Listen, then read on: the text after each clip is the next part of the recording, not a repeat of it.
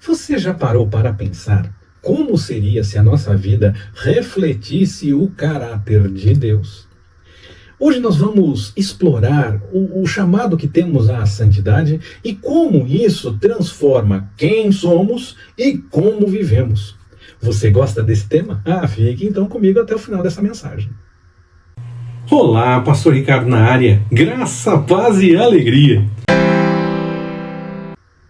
Santidade não é apenas uma lista de regras ou comportamentos que nós devemos seguir.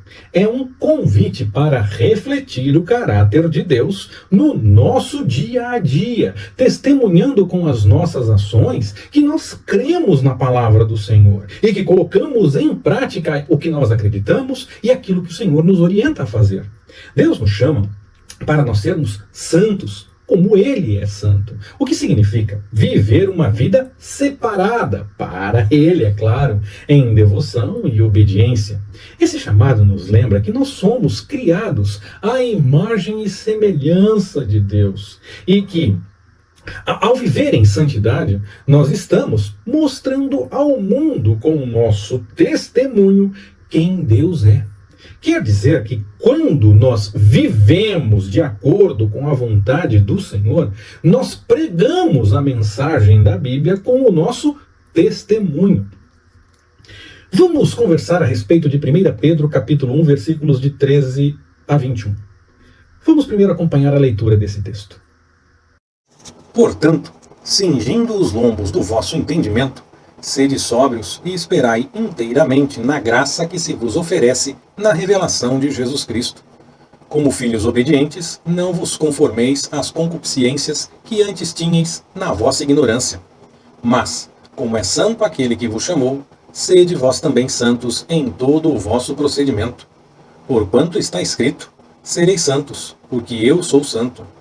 E, se invocais por Pai aquele que, sem acepção de pessoas, julga segundo a obra de cada um, andai em temor durante o tempo da vossa peregrinação, sabendo que não foi com coisas corruptíveis, como prata ou ouro, que fostes resgatados da vossa vã maneira de viver, que por tradição recebestes dos vossos pais, mas com precioso sangue, como de um cordeiro sem defeito e sem mancha, o sangue de Cristo, o qual, na verdade, foi conhecido ainda antes da fundação do mundo, mas manifesto no fim dos tempos por amor de vós, que por ele credes em Deus, que o ressuscitou dentre os mortos e lhe deu glória, de modo que a vossa fé e esperança estivessem em Deus. Muitas vezes, quando nós pensamos em santidade, nos preocupamos com grandes erros e até mesmo criamos padrões de moral para definir alguns erros que nem sempre são exatamente erros. Mas a preocupação em fazer o certo leva algumas pessoas a definirem certos padrões para evitar o erro e até mesmo coisas que poderiam estar certas são tidas por erradas para evitar o erro. Os fariseus faziam isso nos dias de Jesus. E o Senhor, muitas vezes, combateu esse tipo de pensamento e de comportamento da parte deles. Há erros que nós cometemos e que são deixados de lado. Parece que são menores, nem parece errado mesmo, mas nós nos esquecemos que o Senhor não vê como o nosso padrão humano, onde há erros mais graves e erros menos graves. Para o Senhor, erro é erro. Pecado é pecado.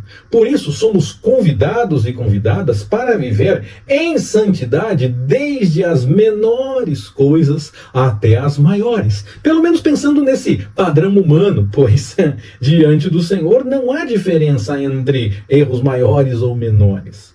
E também nós temos que tomar cuidado com esse padrão humano, pois muitas vezes classificamos humanamente como errado algo que pode nem mesmo estar errado, e temos como certo o que na verdade está errado.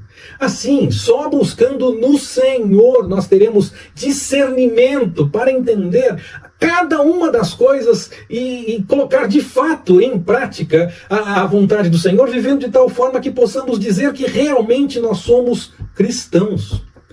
Para deixar um pouco mais fácil o entendimento de como viver esse processo de santidade, eu termino com uma ilustração.